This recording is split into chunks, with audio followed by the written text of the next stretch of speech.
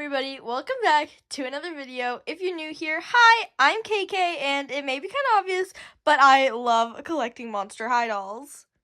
Now, I'm sure you saw it in the title, but today we are going to be unboxing the Real Drama Clawdeen Wolf doll, and I am super excited about this. This is my first Real Drama doll in my collection, and yeah, I'm just super excited. She looks gorgeous, so let's just get into it. Obviously, before we start unboxing, we have to take a look at the packaging, and this doll line has some of the coolest packaging, I think. They're kind of in this, light-up box. It's giving Hollywood, and there's a bunch of real pieces down here with a bunch of cute photos. So we've got Clawdeen's hand. I'm assuming that's showing off her necklace, her face, more nails, her pet, and her ears. I think it looks really cute. The sides of the box just have a lot of fun patterning to it. The top of the front just kind of points at Clawdeen. It says Monster High Real Drama. It says it in Spanish or French. Maybe this is Spanish and French. I have no idea. And it tells us that there is a poster inside, which I think is really cool. I think it's this poster, just in a bigger size. And on the back of the box, we have Clawdeen, a stock photo of her, obviously a bunch of warnings, and then we have a little bit about her. So if you need the English, it says Clawdeen Wolf is the fiercest fashionista at Monster High, and this wolf in chic clothing is on the prowl, which I think is really, really, really cute. I absolutely love it. I'm surprised there's not more writing on the back, but I guess it's because this is just, it's not really a playline doll. It's definitely a collector's doll, so maybe it doesn't need such a story on the back.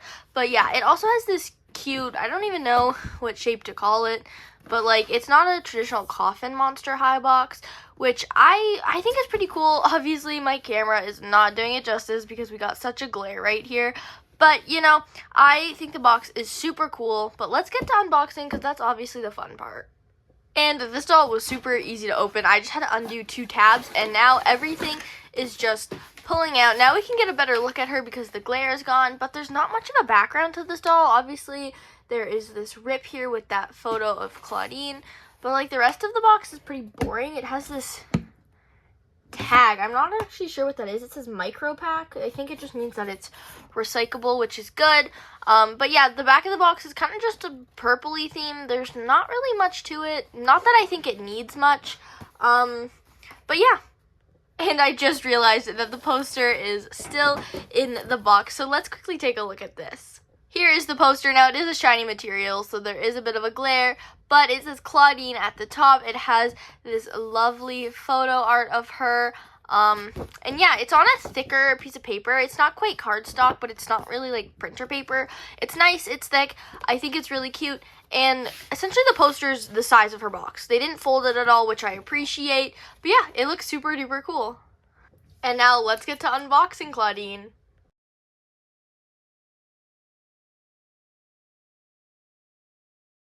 And here Clawdeen is fully unboxed. Now, she actually doesn't come with a lot of stuff. She comes with 2 accessories and her stand. So let's just start off with the boring bit, which is her stand. It comes with a metallic base. It's not a new print. It's the same Monster High stand that they have been using for years. There's no date on it, so the mold could have changed slightly, but I don't think it did. This is what we've always had.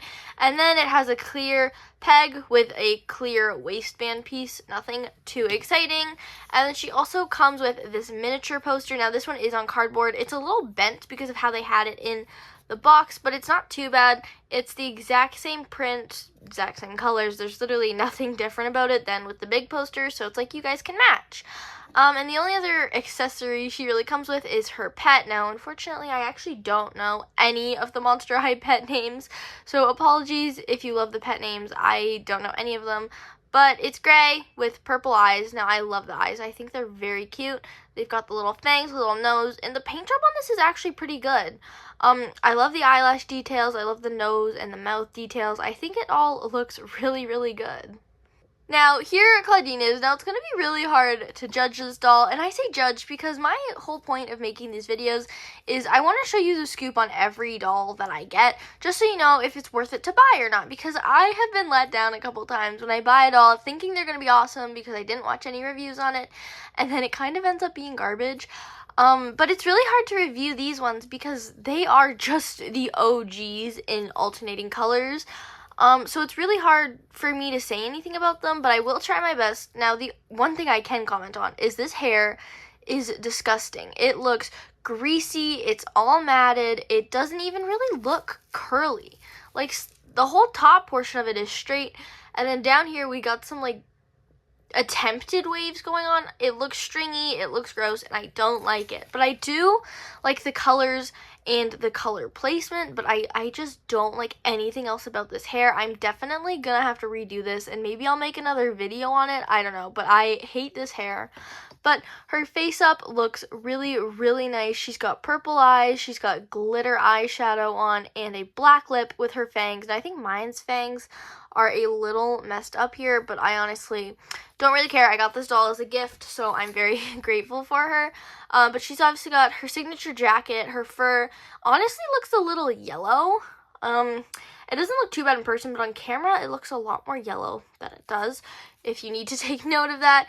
But she's got her 2 necklaces, her cheetah print or zebra print maybe shirt. She's got her belt and her skirt with her socks and her shoes. Now, unfortunately, I don't have her core doll, so I can't really compare her, but I can say based on photos and images and videos I've seen, they look identical, other than obviously the alternating colors, but I do think she looks really good, but this hair is just not it for me. But one other thing I can say about this doll is she does have the arm issue that I'm noticing a lot of the Cree Productions have, which is she can't have her arms fully down. Like, do you see how they keep popping back up? That's definitely something to do with the shoulder joint. It's not because she's wearing a coat, but yeah, her arms will not sit flat, so posing her does look kind of awkward because, you know, she can't get her arms close to her body. And here she is, all posed up on my shelf. Now, sorry this was such a quick video, but yeah, it really is hard to judge these dolls, especially when they're kind of just recreations of their old outfits. Now, once again, I don't have Clawdeen, but I do absolutely love this doll. It is giving Shadow Ghoul vibes, if you like that. And yeah, I think she's absolutely gorgeous. Now, I would only get Clawdeen specifically. I'm not sure how the others' hair are, but I would only get her if you're willing to redo her hair because, well, it looks like a mess. I'm definitely gonna have to redo it, so watch out for that video. But yeah, she looks absolutely gorgeous, other than, you know, her hair. Now, I just want to say thank you so much for watching, and I hope you enjoyed this review, and come back so you can see me redo her hair. Otherwise, have an amazing day. Bye!